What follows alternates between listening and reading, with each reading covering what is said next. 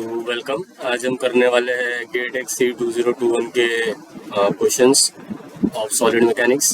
So start करते हैं हम। तो फर्स्ट क्वेश्चन है हमारा कुछ इस तरीके से दिया है उन्होंने कि a force of 40 kilo newton at is shown here is applied on a hook. ये क्रेन का हुक है, पॉइंट ए पर 40 किलो न्यूटन का फोर्स अप्लाई किया है उन्होंने। और क्या बोल रहे थे, equivalent force couple system at B is. तो इस फोर्स का मतलब equivalent force couple system B पर क्या होगा। तो सबसे पहले क्या करेंगे हम, यहाँ पर इक्विवेलेंट अपोजिट, तो स्ट्रेट लाइन बनती नहीं, तो इक्विवेलेंट अपोजिट फोर्स लगा देंगे हम, जिसका मैग्नीट्यूड होगा हमारा 40 किलो न्यूटन। ओके, तो ये वाला फोर्स और ये पॉइंट पर जो लग रहा है ये वाला फोर्स, ये दोनों फोर्स मिलके कैसा कपल बना रहे हैं, लाइक दिस। ठीक है ना। तो इस कपल का मैग्नीट्यूड क्या हो जाएगा, 40 into 100 mm, that is 40 into 0.1 kilo newton metre, that is 4 kilo newton metre. So this is the couple. और ये दोनों फोर्स ने मिला के कपल बना दिया, मतलब ये फोर्स यहाँ पे नहीं रहेगा अभी, और ये वाला फोर्स भी यहाँ से चला गया। ठीक है, बिकॉज हमने शिफ्ट कर दिया ना उसको। तो पॉइंट बी पर इक्विवेलेंट फोर्स कपल सिस्टम क्या होगा, एक 40 किलो न्यूटन का फोर्स डाउनवर्ड डायरेक्शन में और एक कपल। ठीक है, तो कौन सा ऑप्शन मैच कर रहा है, 40 kilo Newton force in negative Y direction and m is equal to ये क्लॉकवाइज कपल 4000 न्यूटन मीटर का। So D is the correct answer. Coming to the next question.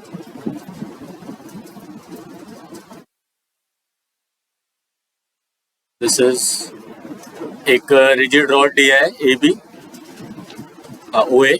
So this OA is a one complete rigid body and moving at an angular velocity. तो angular velocity इसकी दी है 10 radian पर second.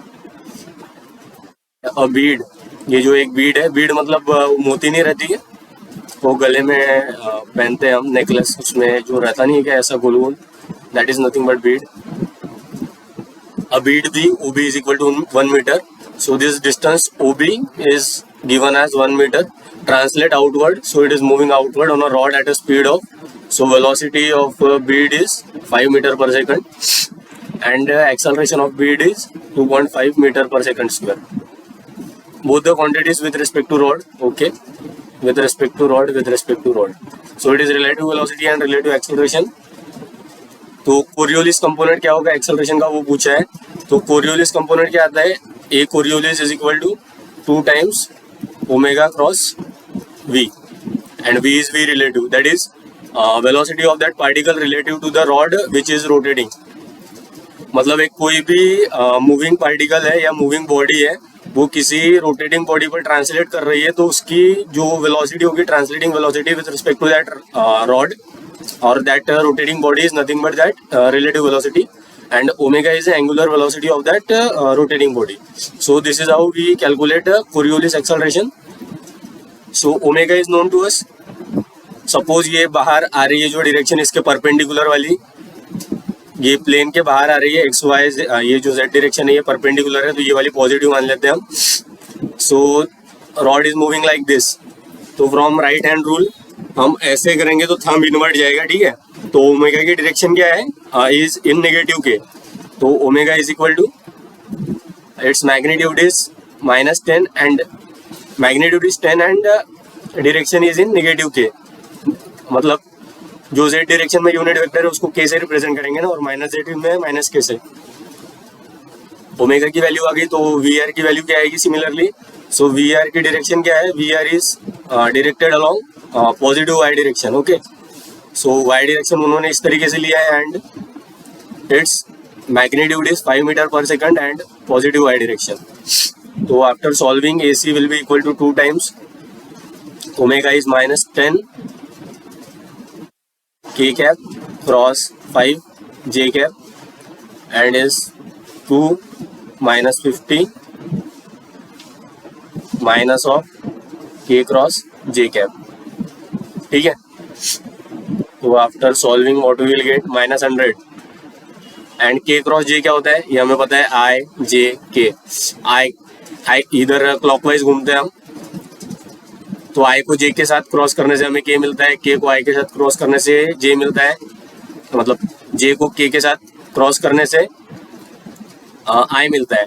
तो उल्टा करेंगे हम, अगर उल्टा जा रहे हैं तो निगेटिव साइन आएगा, इधर जा रहे हैं तो पॉजिटिव और उल्टा जा रहे हैं तो निगेटिव। तो के cross J is minus of, that is minus I. Okay, तो -100 इंटू आई कैप। बस ये माइनस नहीं है यहाँ पे, माइनस हमने अंदर ला लिया ना, माइनस एब्जॉर्ब हो गया। So it's 100 I cap. तो what is the direction of Coriolis acceleration? It is in positive X direction and its magnitude is 100। तो 100 मीटर पर second square in positive X direction. तो B is the correct answer. Coming to the next question, a two force member is in equilibrium is a one in which. कोई भी अगर two force member है, two force member मतलब ऐसा member जिसपे सिर्फ दो फोर्स एक्ट कर रही है, F1 एंड F2। अगर इसको इक्विलिब्रियम में रहना है तो ये फोर्सेस को क्या रहना पड़ेगा, कोलिनियर रहना पड़ेगा, और F1 F2 बराबर रहनी चाहिए। मतलब ये कोलिनियर रहेंगी और ये दोनों बराबर है तभी इक्विलिब्रियम में है। तो force act at 2 point and forces are collinear.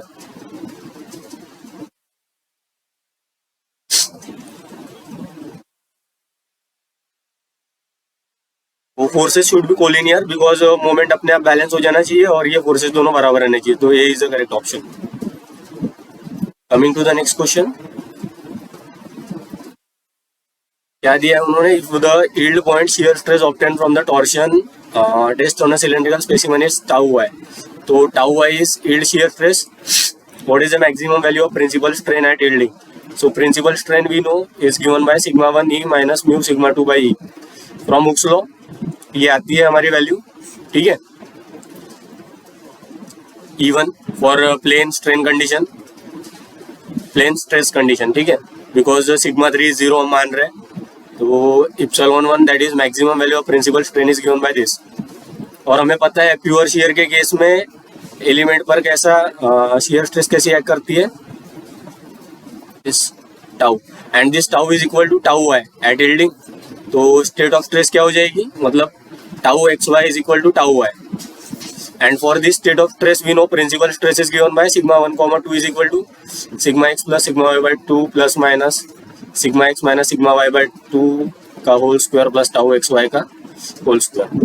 तो यहाँ पे सिग्मा एक्स सिग्मा वाई 0 है तो ये वाला टर्म पूरा 0 हो जाएगा। तो ये क्या आएगा, plus minus tau y, because tau x y is tau y for a given condition, ठीक है ना।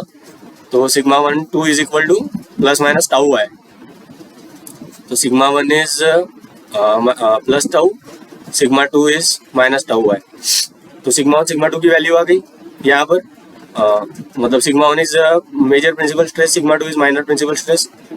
तो putting the value in epsilon 1 we will get tau y by E plus mu tau y by E. It will come out as tau y by e 1 plus mu. So B is the correct answer for it. I hope you got it. So अगर pure share है तो principal stresses plus minus ये जो maximum shear stress है उसके बराबर होती है, ठीक है। This is the key point two remember. तो इतना सब नहीं करना पड़ता आपको, मतलब पता ही होगा अगर प्रिपेयर कर रहे हो गेट के लिए तो ये पता रहना चाहिए। If the ratio of Young's modulus to bulk modulus is 3/2, then the ratio of shear modulus to Young's modulus, that is E, is given by question mark। मतलब इसकी वैल्यू निकालनी है हमें।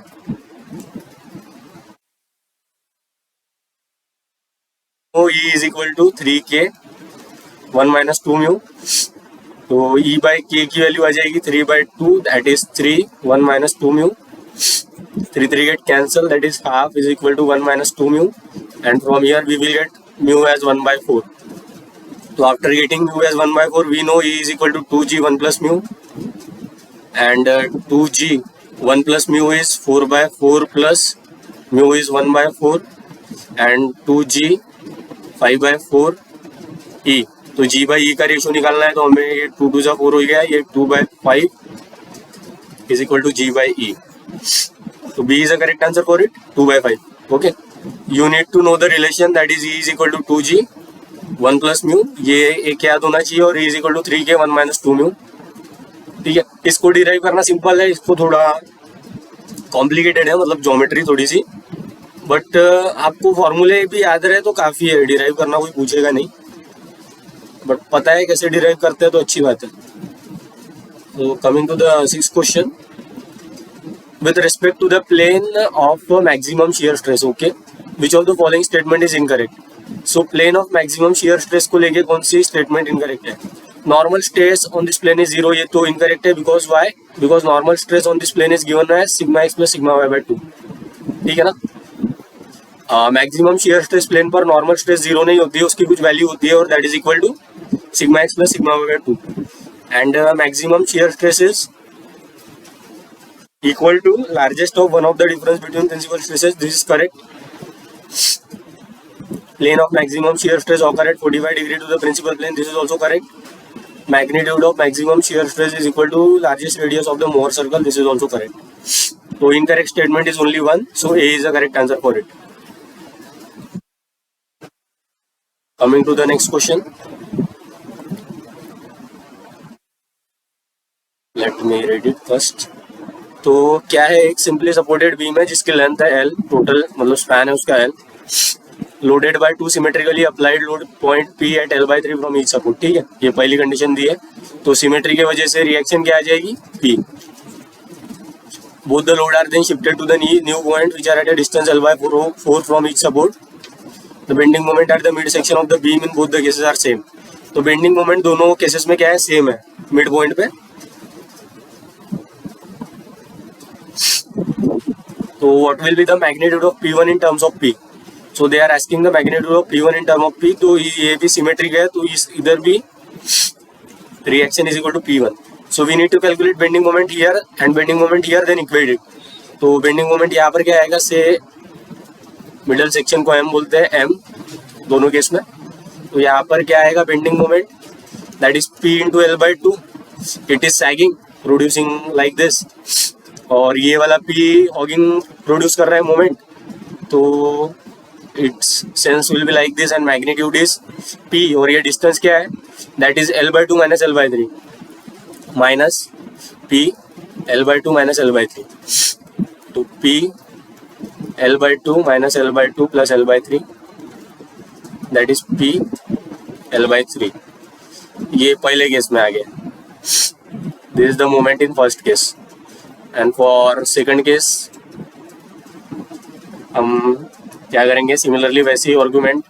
तो M is equal to P1 into L/2 minus P1 into L/2 minus L/4 after solving. Why, because ये यहाँ से लेके यहाँ तक का डिस्टेंस विल बी, ये टोटल L/2 है, वहाँ से L/4 माइनस करेंगे तो ये वाला डिस्टेंस आ जाएगा. सो this is that distance. So its value will be equal to P1 times, ये P1 है, P1 L/4. ठीक है, after solving. तो then equating we will get P L/3 is P1 L/4. तो wait a second. So it's P1 is equal to 4/3 times P. So this is the correct answer. So C is the correct option for it. I hope you got it. A beam having a rectangular cross section is subjected to transverse loading. Okay, cross section is rectangular. Suppose B is the width, D is the depth. Ratio of maximum shear stress developed in a beam to average shear stress. तो इसका ratio पूछा उन्होंने. तो average shear stress for shear force of F is given by tau by BD for rectangle, where F is a shear force and BD is a area. So this is how we calculate average shear stress. And maximum shear stress, we know shear stress for this case is given by F by I, A y bar by B. तो ये formula होता है shear force निकालने का, और rectangle के लिए solve करने के बाद क्या आता है, 6F by BD cube D square by 4 minus y square. ये tau at any arbitrary distance से y फ्रॉम न्यूट्रल एक्सिस. मैंने एक असाइनमेंट में बताया NPTEL वाले, ये सॉल्व करके पूरा. तो किसी भी डिस्टेंस y पर अगर shear stress निकालनी है तो ये वाला फॉर्मूला है रेक्टेंगल के लिए. तो हमें मैक्सिमम निकालनी है। तो मैक्सिमम कहाँ पर आएगी, न्यूट्रल एक्सिस पर आती है, बिकॉज ये वाला टर्म वहाँ पर मैक्सिमम हो जाता है, बिकॉज y की वैल्यू मिनिमम हो जाती है, that is y is equal to 0। So its 6f by b d cube into d square by 4, so its 3/2 f by b d. Okay, so this is value of maximum, so it is 3/2 f by b d and tau average is f by bd, so f by bd cancel, it's equal to 3/2, so tau max by tau average is equal to 1.5, that is 3/2 is 1.5. A is the correct answer. इसको मैं skip करूंगा अभी के लिए because मुझे जम नहीं रहा है, बट जब बनेगा तो मैं अपलोड कर दूंगा बना के वीडियो। नेक्स्ट क्वेश्चन पे आते हैं। So this is for the state of plane stress shown in the figure. So this is sigma x is sigma. Component of normal and shear stresses are given as sigma, and this is sigma theta, that is on plane at 45 degree. This is the value of sigma, and एक दो constant है m और n, that is sigma y की value है यहाँ पर m sigma, और tau x y की वैल्यू है यहाँ पर n sigma. m and n are constant, and if normal and shear component on a 45 degree plane is, that is sigma theta is given as 2 sigma and tau theta is given as 0, then the values of m and n will be, तो m और n की value पूछ रहे हैं। तो transformation equation का application है, बस साइन कन्वेंशन का ध्यान रखना है, दैट इज ये sigma x sigma y positive आएंगे y, because they are acting in the direction of normal. ये जो क्रॉस सेक्शन है इसका जो नॉर्मल बनाएंगे वो भी इस डायरेक्शन में आएगा, और जो सिग्मा है मतलब स्ट्रेस है वो भी इसी डायरेक्शन में एक्ट कर रही है, इसलिए सिग्मा एक्स पॉजिटिव है, सिग्मा वाई भी पॉजिटिव है। और सेम आर्गुमेंट हम शेयर स्ट्रेस के लिए भी दे सकते हैं, ठीक है। तो स्ट्रेसेस सारे पॉजिटिव है, और ये सिग्मा थीटा भी पॉजिटिव है, और ताउ थीटा 0 है। और जब वैल्यू आ गई थीटा निकालने का, थीटा पॉजिटिव है या निगेटिव है, तो हमें पता है अगर थीटा काउंटर क्लॉकवाइज है तो पॉजिटिव रहता है। तो मैंने एक बार बताया था कि angle between two plane, suppose these are the two planes, okay, तो this angle is also 45 degree. तो एंगल दो प्लेन के बीच में का एंगल और उनके दो नॉर्मल के बीच में का एंगल सेम रहता है। सो इस प्लेन का नॉर्मल है ये, और इस प्लेन का नॉर्मल है ये, और ये दो प्लेन के बीच में एंगल है 45, तो इसके बीच में भी एंगल होगा 45, and it is given from, मतलब ये सिग्मा एक्स एक्सिस से ये कौन से डायरेक्शन में है, it is counter clockwise, okay. So theta will also be positive, that is equal to 45 degree. अभी बस हमें ट्रांसफॉर्मेशन इक्वेशन यूज करनी है, that is sigma theta is sigma x plus sigma y by 2 plus sigma x minus sigma y by 2 cos 2 theta plus tau x y sine 2 theta. तो sigma theta is 2 sigma, sigma x is sigma, and sigma y is M sigma by 2 plus cos of 2 theta, that is cos of 90 is 0, so this will be 0, sin of 2 theta is 1, so tau xy will be equal to n sigma, and suppose this is equation say 1, ये आ गया हमारा equation 1। Then tau theta की value पहले लिख लेते generally, minus sigma x minus sigma y by 2, that is equal to it's sine 2 theta plus tau x y cos 2 theta. ये वाला टर्म तो 0 हो जाएगा बिकॉज कॉस 90 इज 0, एंड ये 1 हो जाएगा, तो माइनस ऑफ, एंड ये आज 0 के बराबर है because tau theta is 0। Sigma x is sigma, sigma y is minus m sigma by 2, that is m is equal to 1 from this equation. So when m is equal to 1, that is 2 sigma is equal to 1 plus 1 is 2, 2 by 2 is 1, तो sigma plus n sigma, and ये sigma इधर चले जाएगा, तो that is sigma is equal to n sigma, that is n is equal to 1। So m and n both are equal to 1, C is the correct answer for it. और state of plane strain, okay, plane strain मतलब only x and y direction में strain act कर रहा है, बाकी e z is 0। तो normal strain are given by e x is 1000 into 10 का power 6 minus 6, E Y is 200 into 10 का power minus 6, and maximum shear strain दिया है हमें 1000 इंटू 10 का पावर माइनस 6। या हमें एक्स वाई की वैल्यू पूछी है, तो हमें पता है मैक्सिमम शेयर स्ट्रेन हम कैसे निकालते हैं, gamma max by 2 is equal to under root of ex minus ey by 2 का whole square plus gamma xy by 2 का होल स्क्वायर। आई होप ये पता है आपको, नहीं पता होगा तो आज से ध्यान में रखो। तो दोनों साइड स्क्वायर कर लेंगे तो क्या आ जाएगा,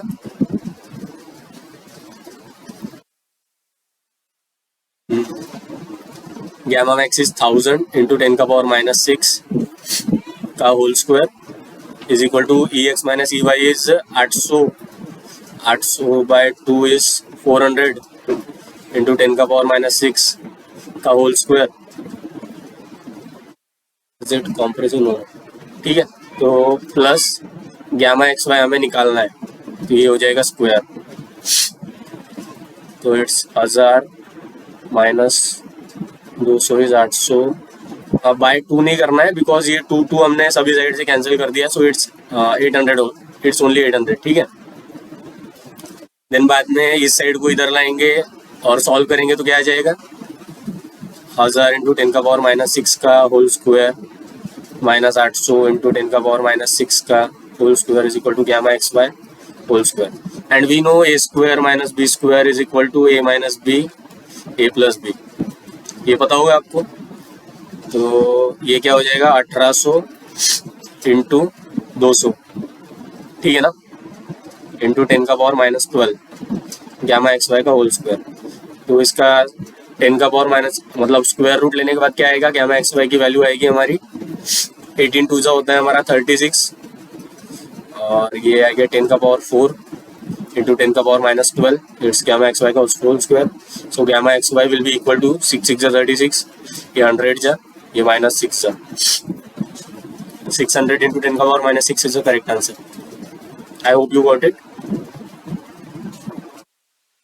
coming to the 12th question, एक थिन सिलेंडर है जिसके एंड क्लोज है और रेडियस है r और थिकनेस है t और r is very greater than t। Thin cylinder बोला है, ये भी दे दिया है तो अच्छी बात है, but they mention clearly thin cylinder है and is subjected to internal pressure free the maximum shear stress in the wall of the cylinder is. तो हमें पता है कि थिन सिलेंडर के केस में that is sigma l and that is sigma h।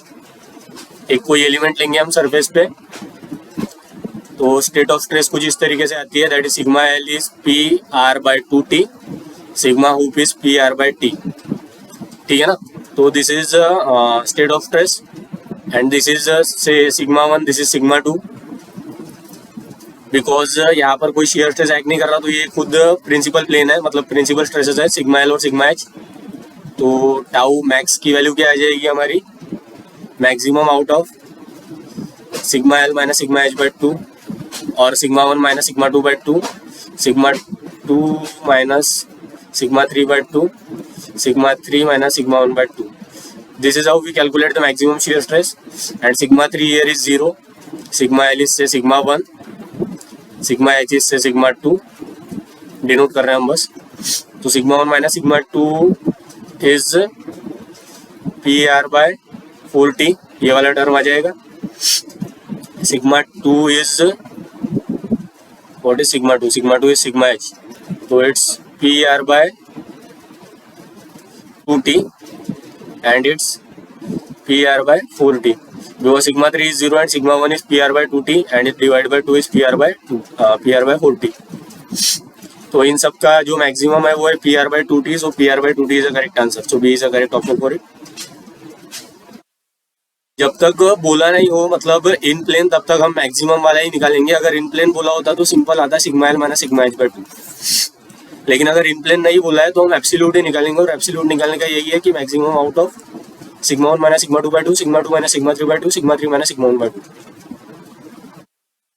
Coming to the next question, a truss is shown in the figure is subjected to force P, okay, and all the member of truss have a same length। तो सारों की length है L, तो ये equilateral triangle बनेगा, this angle is 60 degree and we need to calculate reaction at A, so this is roller support, तो reaction suppose is RA and applying equilibrium, that is moment equilibrium at point से B, मतलब at support B, so we will get RA multiplied by a distance, this is L, so this is 2L, इसका sense है ऐसा clockwise, plus P into ये जो distance है this is 60, this is L, so from geometry this is L sin 60, that is L root 3 by 2, that is P L root 3 by 2 is equal to 0, so RA is equal to P root 3 by 4, it's negative. तो ये उल्टा है, मतलब इसका sense उल्टा है हमने जैसा माना था उससे, बट यहाँ पे मैग्नीट्यूड पूछा है तो कोई फर्क नहीं पड़ता। और रिएक्शन आ गई ए पर, और क्या पूछा है उन्होंने, मेंबर ए बी में फोर्स कितना होगा वो पूछ रहा है। तो हम इस तरीके से ले लेते हैं, मतलब नहीं सेक्शन लेने की ज़रूरत नहीं है, जॉइंट ए पर एफबीडी बनाते हैं हम, ठीक है।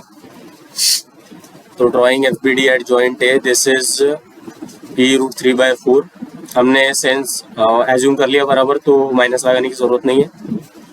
This is A B, this is A, इसकी कोई ज़रूरत भी नहीं है, दिस इज सम आर 1 से, and this is force in a member P A B, and this is 60 degree. So summation F Y is equal to 0 लगाएंगे हम, तो ये क्या आएगा, पी ए बी का sine component, that is P A B sine 60 is equal to P root 3 by 2, ये minus आएगा, is equal to 0 आएगा, इसको इधर ले जाएंगे तो इक्वल टू आ जाएगा, P A B sine 60 is root 3 by 2 and P root 3 by 4, तो P A B is equal to P by 4। तो आई होप मतलब P root 3 by 4 is the reaction and P by, ये 2 आएगा ना भैया, तो यहाँ पी बाय 2 आएगा, तो ए is the correct option for it. Simple था ये भी। तो नेक्स्ट क्वेश्चन पे आते हैं हम, एक मिनट।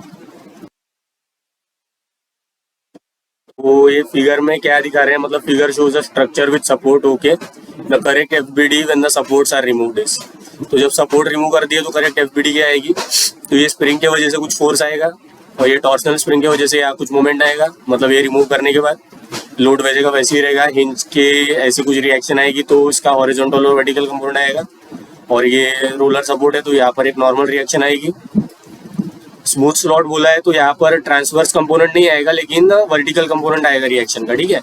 और ये स्ट्रिंग के वजह से यहाँ पर टेंशन आएगा, और यहाँ पर हॉरिजॉन्टल वर्टिकल रिएक्शन और मोमेंट आएगा, because this is cantilever support. तो देखते हैं कौन सा मैच कर रहा है यहाँ पर। ये तो गलत है, बिकॉज यहाँ मोमेंट आ ही नहीं सकता, ठीक है। और सेकंड क्या हो गया, मतलब फिर यहाँ पर मोमेंट नहीं आ सकता, तो बी तो एलिमिनेट हो गया, ठीक है। अभी नेक्स्ट क्या है, स्प्रिंग के वजह से मोमेंट यहाँ पर आना चाहिए, तो यहाँ पर मोमेंट आ रहा है पहले ऑप्शन में, थर्ड ऑप्शन में भी आ रहा है, फोर्थ ऑप्शन में भी आ रहा है, तो वहाँ पर कोई प्रॉब्लम नहीं है। यहाँ पर हिंज है तो हॉरिजॉन्टल वर्टिकल रिएक्शन आ रही है, ठीक है, तो ये कोई प्रॉब्लम नहीं है। यहाँ पर भी हॉरिजॉन्टल वर्टिकल रिएक्शन आ रही है, यहाँ पर भी हॉरिजॉन्टल वर्टिकल रिएक्शन आ रही है, तो इसमें भी कोई प्रॉब्लम नहीं है। ये रोलर है, यहाँ पर नॉर्मल रिएक्शन आ रही है, ठीक है। यहाँ पर ये तो पहले एलिमिनेट हो गया, यहाँ पर भी नॉर्मल रिएक्शन आ रही है, यहाँ पर भी नॉर्मल रिएक्शन आ रही है। अभी बचा हमारा स्मूथ स्लॉट।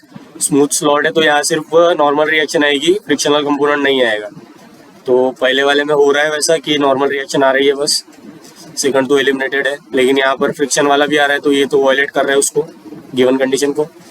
यहाँ पे भी ये वाला कंपोनेंट आ रहा है तो ये भी वॉयलेट कर रहा है, तो कौन सा ऑप्शन बच जाता है हमारा, A is the only option which has remained, so A is the correct answer for it, ठीक है। This is the correct FBD, smooth slot, friction 0। Next question पे आते हैं हम। एक हैमर है जिसका मास दिया है उन्होंने, mass is 1 kg, used to break almond shell, ठीक है। The velocity time graph of the hammer during the impact duration is shown in the figure, velocity time graph दिया है। Shape of force time graph is also shown, force और time का भी graph दिया है उन्होंने। Which can be approximated as a triangle. तो इसको ट्रायंगल की तरह अप्रोक्सीमेट कर सकते हैं हम, उन्होंने बोला है ऐसा, ठीक है। And a force of 300 newton is required for breaking. So break करने के लिए कितना फोर्स लग रहा है, 300 newton, while a force of 200 newton will not able to break but just introduce a crack। so crack के लिए कितना लग रहा है, 200 न्यूटन। तो 200 न्यूटन फोर्स से जस्ट क्रैक आएगा और 300 न्यूटन फोर्स पर जस्ट ब्रेक हो जाएगा। तो इनमें से कौन सा इवेंट होगा, मतलब या तो क्रैक होगा या तो ब्रेक होगा या दोनों नहीं होगा, वो पूछ रहे हैं। तो ये देखते हैं कैसा करना है इसको। We know force is equal to m dv by dt and f dt is equal to m dv। so integral f dt is equal to m dv from Newton's law of motion, force is equal to mass into acceleration। तो f dt is nothing but area under the, क्या बोलते हैं उसको, force time curve. तो ये triangle approximate कर रहे हैं, तो एरिया क्या आएगा इसका, half into what is base, base is 3 millisecond, that is 3 into 10 का power -3। What is height, height is से f, मतलब ये मैक्सिमम फोर्स है ना जो अपीयर हो रही है, इसका मैग्नीट्यूड निकालना है, बाद में ही हम जज कर सकते हैं। So integral F D T is nothing but half into 3 into 10 का पावर -3 into f। ओके, सो ये आ गया। And mass is not changing and mass is 1 kg, so it's 1 into integral dv। And from this time that is t1 से t2 के बीच में velocity के बीच में क्या चेंज आ रहा है, that is this into this, कितना चेंज आ रहा है ना, that is this is final, this is initial। so v2 minus v1, so v2 is nothing but 0.0 minus 0.03, v1 is minus 0.3, मतलब v2 minus v1 आ गया। तो f dt की value क्या आ गई हमारी, 3/2 into 10 का power -3 into f। so this is left hand side and right hand side is minus of 0.33। after solving what we will get, f will be equal to -0.33 into 2 into 10 का power 3/3। तो ये sign जाने देते हैं, magnitude पे ध्यान देते हैं हम। इट्स 0.11 into 2 into 10 का पावर 3। इसको सॉल्व करेंगे तो क्या आ जाएगा, ये 110 into 2 that is 220। So this force C 220 B, तो ये क्या कर रही है, 200 से तो ज्यादा है लेकिन 300 से कम है, तो टूटेगा तो नहीं लेकिन क्रैक फॉर्म हो जाएगा, बिकॉज ये जो क्रैक फॉर्म होने के लिए फोर्स लग रहा है उससे तो ज्यादा है, that is 220 newton. So maximum value of force is 220 newton which is more than the value required to form a crack, but it is less than the value that is required to break the shell. Okay, so which option is best suitable for it, so it will crack but not break। A is the correct answer। Coming to the next question,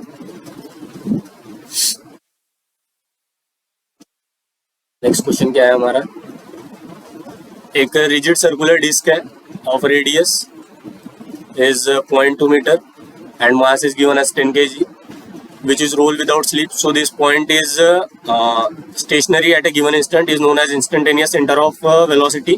so point A is instantaneous center of velocity, मतलब no slip, मतलब यहाँ पर क्या होगा, जो यहाँ इस surface की वेलोसिटी होगी वही इस बॉडी की वेलोसिटी होगी इस पॉइंट पर, बॉडी की नहीं मतलब इस पॉइंट की वेलोसिटी होगी इस इंस्टेंट पर। तो इस ये सरफेस फिक्स है तो ये वाला भी पॉइंट क्या होगा, फिक्स होगा, that is point A is fixed at a given instant.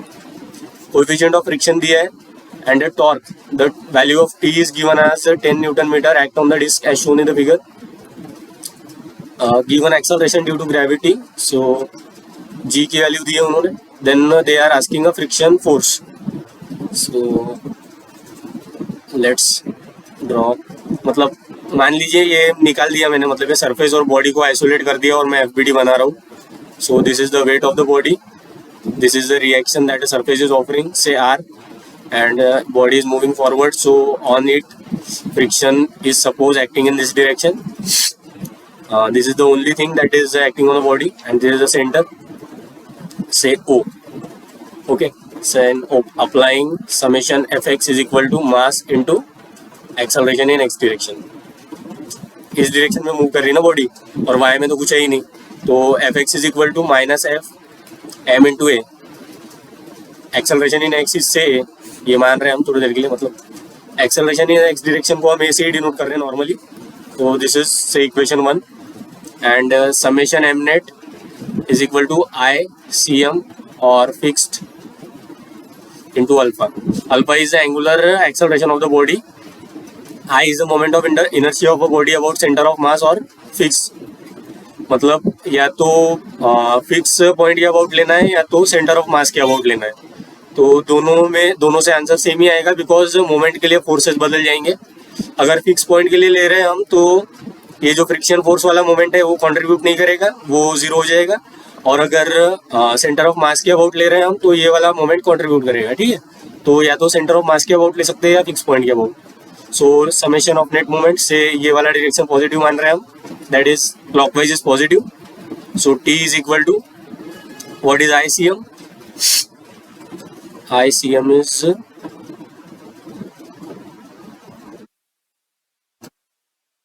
इसके लिए आता है सेंटर ऑफ मास के अबाउट आता है M are square by 2 and parallel axis theorem से ये ए पॉइंट के अबाउट मतलब ये ए वाले एक्सिस के अबाउट इस एक्सिस के अबाउट आ जाएगा.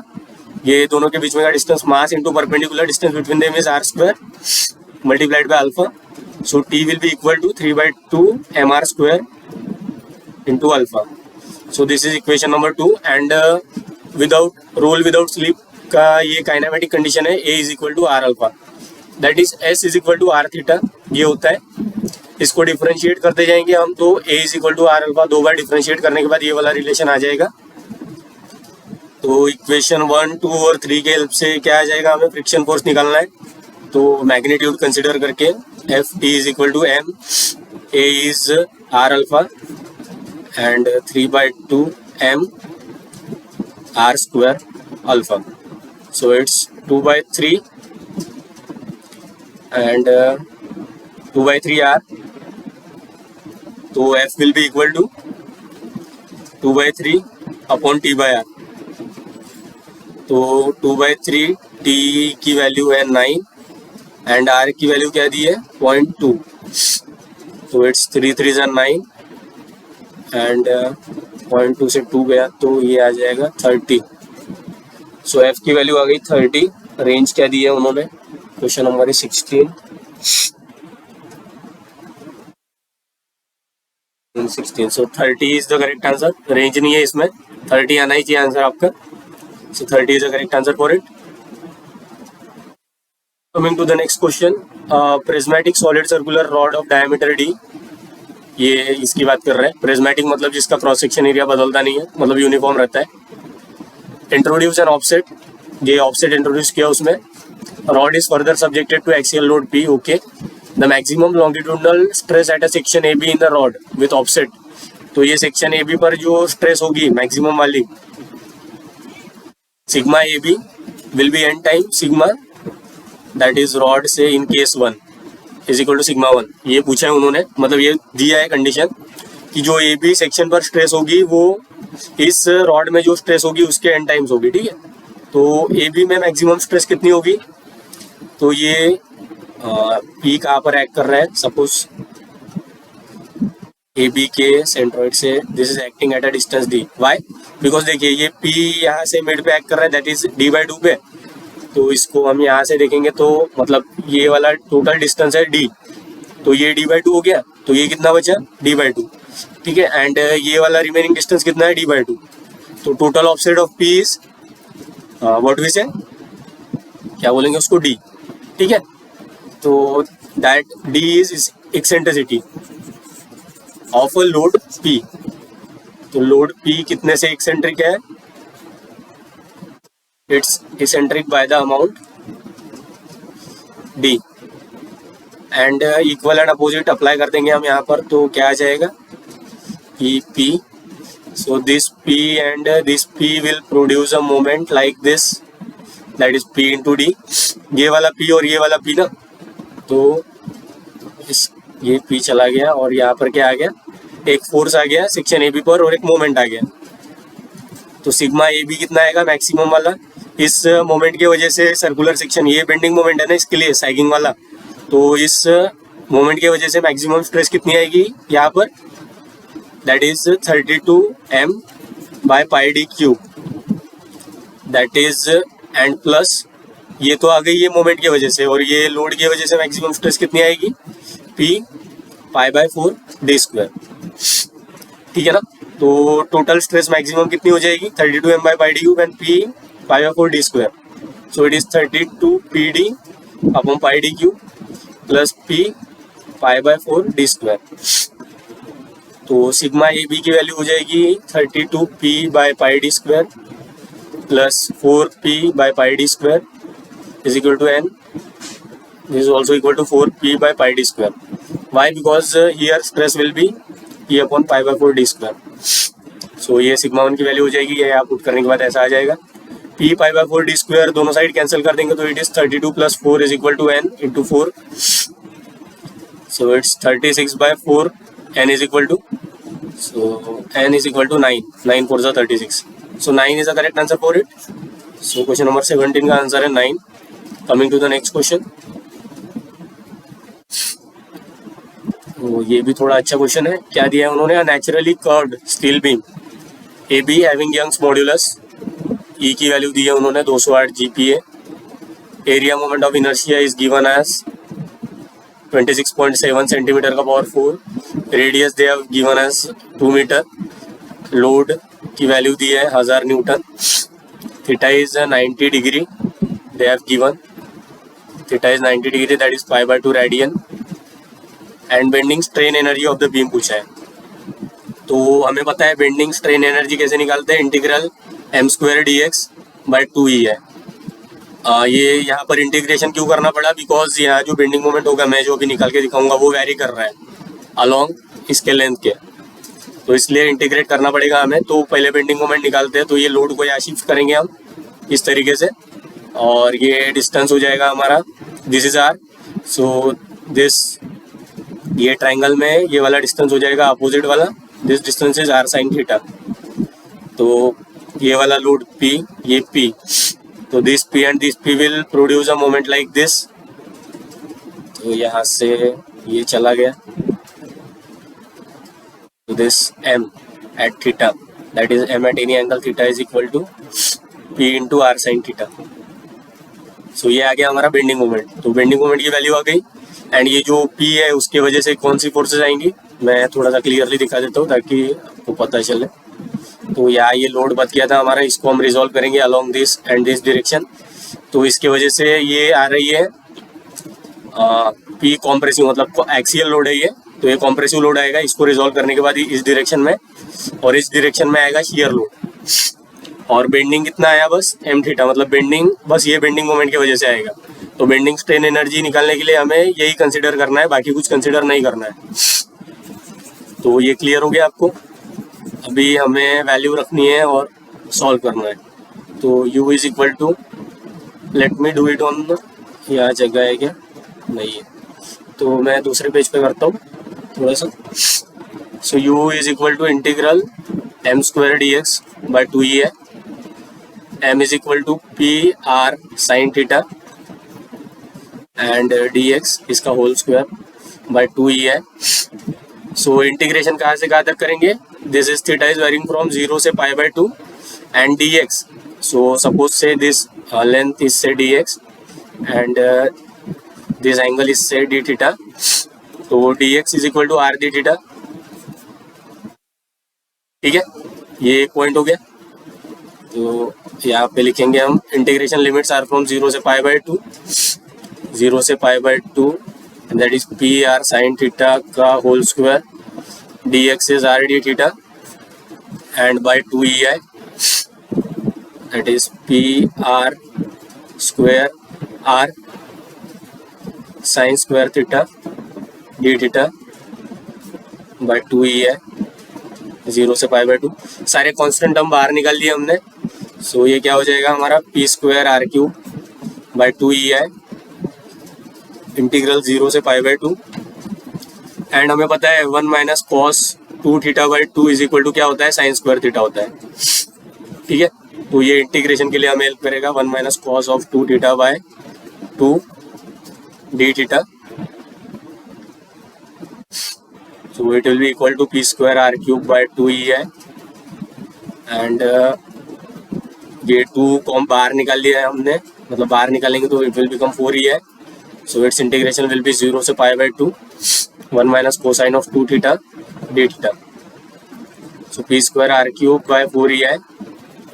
So 1 का इंटीग्रेशन हो जाएगा थीटा माइनस कॉस थीटा का इंटीग्रेशन हो जाएगा साइन ऑफ 2 थीटा बाय 2. ठीक है ना. Sine cos of a theta is equal to sine of a theta by a. ये क्लियर होगा आपको. अभी लिमिट पुट करनी है बस हमें. Wait a second.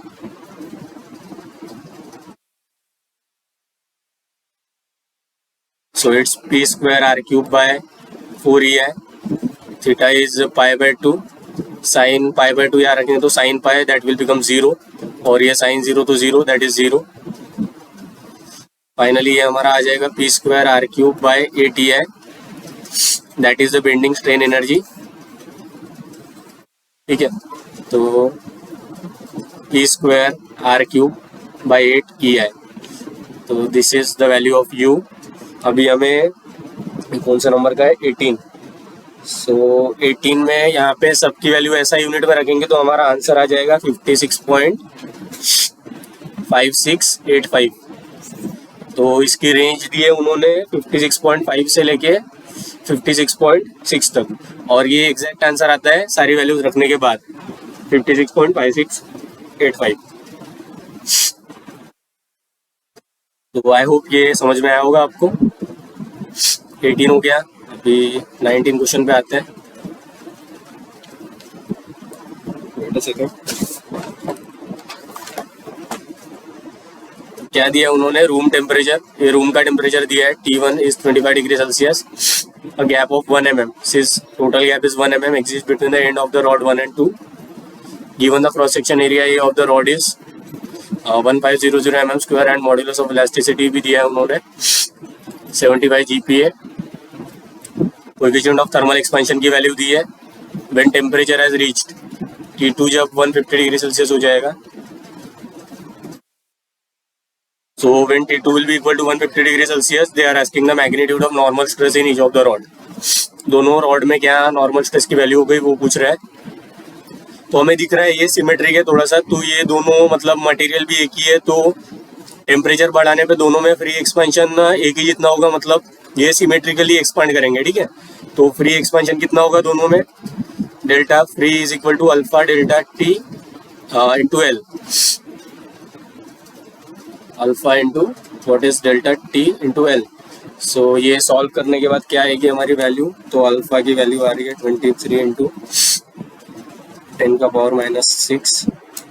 Delta T is 125 that is T2 minus T1 and L की वैल्यू है 300.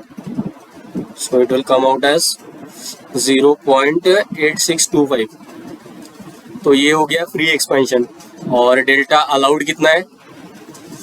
ये वाला भी मतलब इसका जो मिड वाला पोर्शन है ये 1 mm गैप है. तो ये 0.5 mm एक्सपांड हो सकता है और ये 0.5 mm एक्सपांड हो सकता है. बिकॉज दोनों सिमेट्रिकली आगे बढ़ेंगे ना. तो इसकी अलाउेबल गैप कितनी है 0.5 mm. एक के लिए बात कर रहे हैं हम. तो दूसरे वाले की भी उतनी ही होगी. तो इतना अलाउड है लेकिन इतना फ्रीली होना चाहिए था. तो डेल्टा रेस्ट्रिक्टेड कितना हो गया. डेल्टा मतलब free minus delta allowed. So 0.8265 minus 0.5 is 0.3625. तो जब इतना रेस्ट्रिक्ट किया तो इसके वजह से क्या आएगा. रॉड में स्ट्रेन सेटअप होगी और स्ट्रेन की वजह से स्ट्रेसेस आएगी. तो स्ट्रेन क्या होगी. Delta restricted by L is strain and Hooke's law के हिसाब से stress by strain is E. So strain will be equal to 0.3265 divide by 300 will be strain in one rod.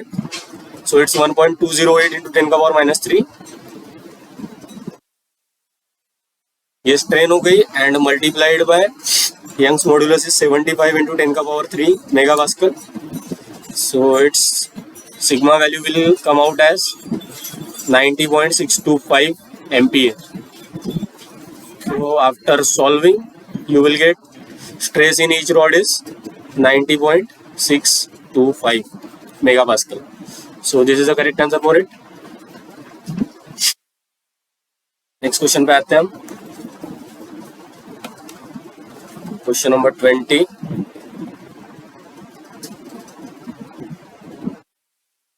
tube of inner radius 4 centimeter and outer radius 5 centimeter. So inner radius दिया है tube का 4 centimeter, outer radius दिया है 5 centimeter and can carry a maximum torque T. और maximum torque कितना carry कर सकते हैं T. Tube is now replaced by a solid circular shaft of the same material. तो material same मतलब maximum shear stress will remain same in both the cases. तो minimum radius of solid circular shaft will say R. R पूछ रहे हैं वो क्या होगा of solid circular shaft. So we know that T by J is equal to tau by R and tau cap by capital R, that is R.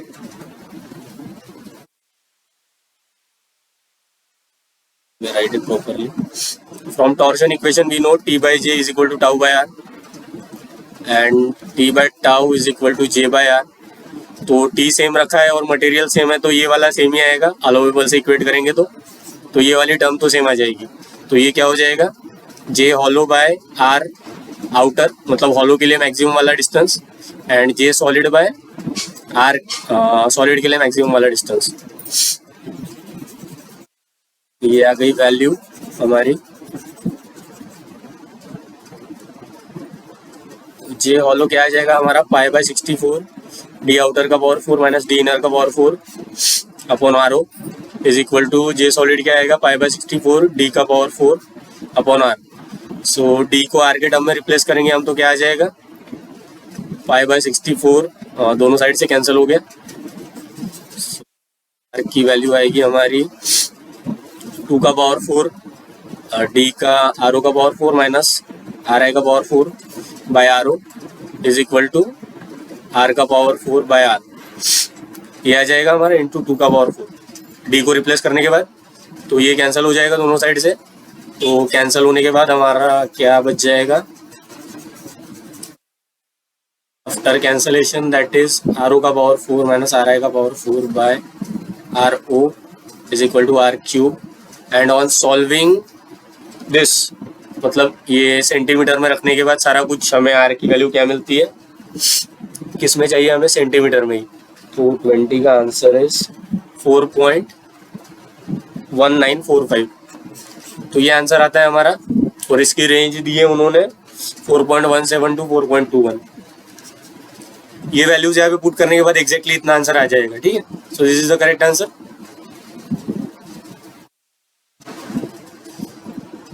तो 2 question बचे और हमारे. Coming to the 21 question, in a system A, a rectangular block of mass m is centrally supported on a spring of stiffness K as shown in the figure. और system B में उसी मतलब वो जो block था उसके मास को, मतलब ब्लॉक ऑफ मास m को एक साइड से हिंज कर दिया. Then the ratio of natural frequency of system B to that of system A. A की तो हमें पता है ओमेगा क्या आएगा ए के लिए. ये सिंपल स्प्रिंग मास सिस्टम है, सिंपल वाला, तो omega A will be equal to under root of k by m. This is for A. अब प्रॉब्लम आती है बी के लिए. तो बी के लिए हम देखते हैं इस अरेंजमेंट के लिए क्या आएगी नेचुरल फ्रीक्वेंसी. हमारा कुछ इस तरीके से दिया है उन्होंने. एक जिसका मास m है उसको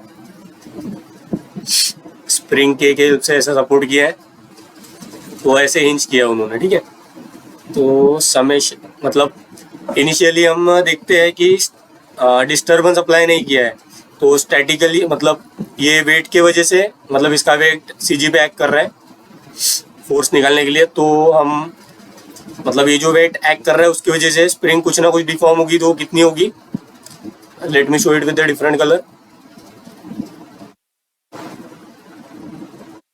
तो सपोज डेल्टा स्टैटिक से डिफ्लेक्ट हो गई, ठीक है, spring.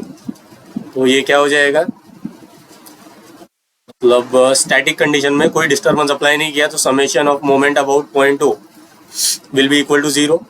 So mg into L/2 is equal to K into delta static. Because ये लीनियर स्प्रिंग है मान रहे हैं, तो इसमें फोर्स जो कैसे प्रोपोर्शनल होगी K इंटू डेल्टा स्टैटिक के बराबर. और ये नीचे आ रहा है, मतलब इसको कंप्रेस कर रहा है, तो रॉड पर K इंटू डेल्टा स्टैटिक कुछ इस तरीके से लगेगी ना, रिस्टोरिंग फोर्स. तो ये ऐसा मानते हैं हम. And it's also acting at a distance L/2, so mg will be equal to K into delta static. ये आ गया पहला.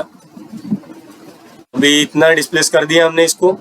अभी सेकंड क्या किया, ये करने के बाद ये तो अपने आप हुआ वेट की वजह से।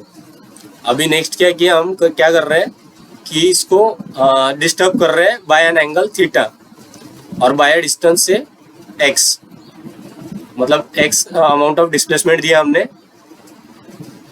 तो यहाँ पर एक्स बोलने से अच्छा जाने दीजिए, थीटा ही बोलते हैं हम, ठीक है, एक्स वगैरह जाने देते हैं। तो थीटा अमाउंट से हमने इसको डिस्प्लेस किया। तो अभी ये जो होगा रॉड, इसके एफबीडी बनाएंगे हम। तो यहाँ हिंज पे कुछ रिएक्शन आएगी, R V R H horizontal vertical at point O, and spring पर फोर्स आएगा, कितना आएगा, बिकॉज ये अभी कितना डिफ्लेक्ट हुआ, डेल्टा स्टैटिक प्लस ये अमाउंट कितना है L/2 इंटू, ये देखिए ना ऐसा आर्क बन रहा है ना, तो this amount will be equal to, this is theta, so this is L/2, and so this is L/2 into theta. So spring is getting displaced by K into delta static plus L/2 into theta. So this is the net spring force acting, and mg तो उतना ही act कर रहा है। तो अभी इसको disturb किया हमने, तो कुछ ना कुछ मतलब थीटा अमाउंट से डिस्प्लेस किया, तो कुछ ना कुछ इसका एंगुलर एक्सेलरेशन होगा। सो इसका एंगुलर एक्सेलरेशन क्या होगा, थीटा डबल डॉट रॉड का, because it is rigid body. So summation m about o is equal to I about o into alpha. This I can be about I center of mass or I about fixed point. So we are taking it about fixed point. So for calculation simplicity, तो m at o क्या आ जाएगा हमारा, ये ऊपर वाले का काम हो गया। मैं ये कंडीशन को लिख लेता हूँ अलग से, mg is equal to k delta static, and let me erase it.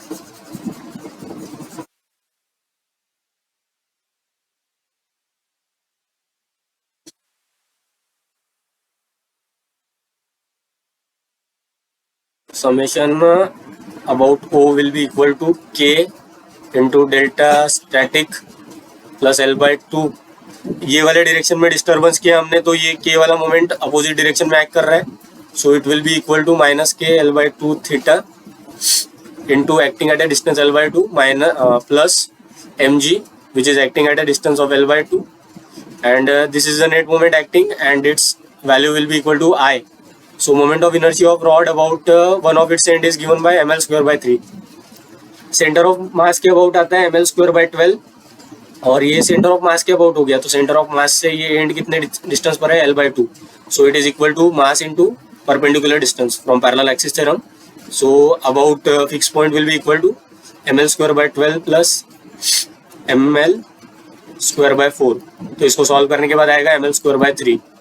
तो it is ml square by 3 into alpha is theta double dot.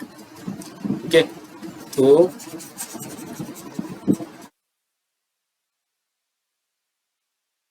after solving, what we will get, minus K delta static minus K L by L square by 4 theta plus mg 2 L by 2, K delta static into L by 2, mg into L by 2.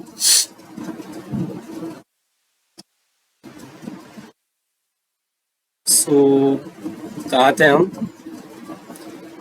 This is ये वाला हो गया हमारा। Then it will be equal to ml square by 3 theta double dot. तो ये वाले equation 1 के हिसाब से इसको हम मतलब हम mg L/2 करेंगे और k डेल्टा L/2 करेंगे। तो ये क्या आ जाएगा इसकी वैल्यू, that is k delta static by 2, और ये दोनों बराबर ही है, तो ये कैंसिल हो जाएगा। तो हमारा इक्वेशन क्या आएगा फाइनली, काफी कंजेस्टेड हो गया होगा बट हम आ गए फाइनली हमारे इक्वेशन पर।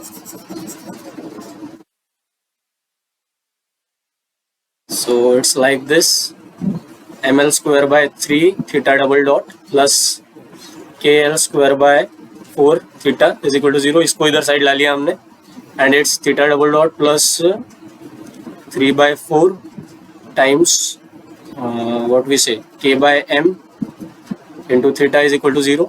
और ये कुछ इस तरीके से दिख रहा है, theta double dot plus omega square theta is equal to 0। तो ओमेगा की वैल्यू क्या आ जाएगी बी के लिए 3/4 k/m अंडर रूट ऑफ, ठीक है ना, दोनों को कंपेयर करने के बाद। तो आ गया हमारा omega, omega for B will be equal to under root of 3/4 k/m।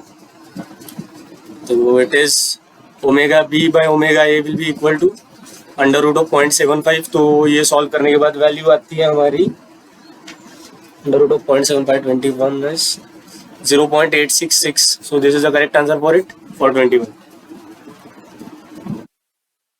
coming to the next question, क्या दिया उन्होंने, corona virus droplet of mass 1 microgram. तो mass of corona virus droplet is given as 10⁻⁻6 gram and that will be equal to 10⁻⁹ kg। okay, so this is the mass of that droplet। तो it eject from a mouth of a patient, patient के मुंह से बाहर आ रहा है वो, उसकी velocity दी है उन्होंने v1 that is 0.7 मीटर पर second and it travel through air। और gravitational force experience by it can be neglected due to buoyancy effect. तो ये कुछ ये किसी के मुंह से इस तरीके से बाहर आ रहा है, तो जो उस पे ग्रेविटेशनल पुल लग रहा होगा that is mg, it is nullified by the buoyancy force, वो ये बोल रहे हैं। And however the droplet experience air drag. So droplet is moving in this direction, suppose this is the droplet, so drag on it will be acting in this direction. Okay, so fd will be the drag force and drag coefficient is given as this। so cd is equal to 1 micronewton second per meter and it is proportional to velocity, so drag force will be proportional to velocity, so fd is equal to cd into v। so this is how drag force is related। and the distance traveled by the droplet before its velocity dropped to 10% of its initial velocity। so when v2 will be 0.1 times v1, मतलब drops 2 बोला है ना, drops bye नहीं बोला है। Drop 2 मतलब जब v2 10% v1 के हो गया, तब कितना डिस्टेंस ट्रैवल कर लिया उस ड्रॉपलेट ने, वो निकालना है हमें, ठीक है। So that is the question that they are asking. So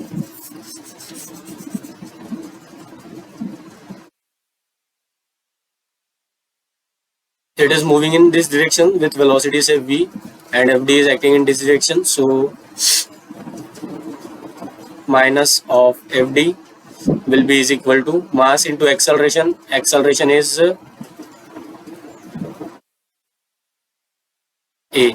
and a we can write as dv dt or it also can be written as v dv by ds।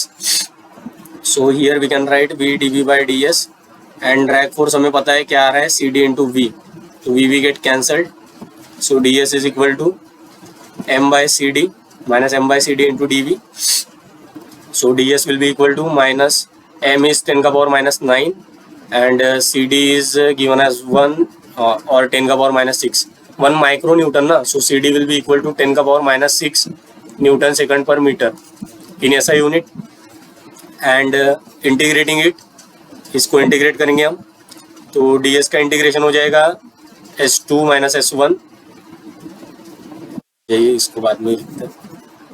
यहाँ पे इंटीग्रेट कर लिया हमने, तो इसको इंटीग्रेट करने के बाद बिटवीन 0 से s, मतलब इनिशियली 0 था और बाद में s डिस्टेंस ट्रैवल किया, तो it is s minus 0 that is nothing but s and it's v1 से लेके v2 तक, सो v2 minus v1,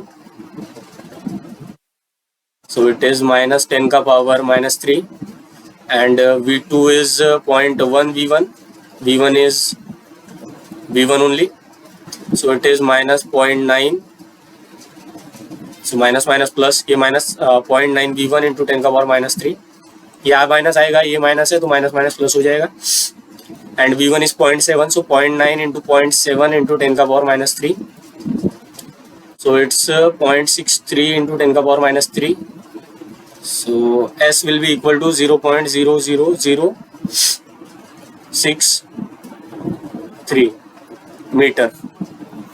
they are asking in meter, I think they are asking in meter, so this is the correct answer 0.00063। और उन्होंने range दे रखी थी 0.00 to 0.01 तक, तो हमारा आंसर इसी रेंज में आ रहा है, तो our answer is correct. And I hope you got the solution for this question and thanks for watching. All the best.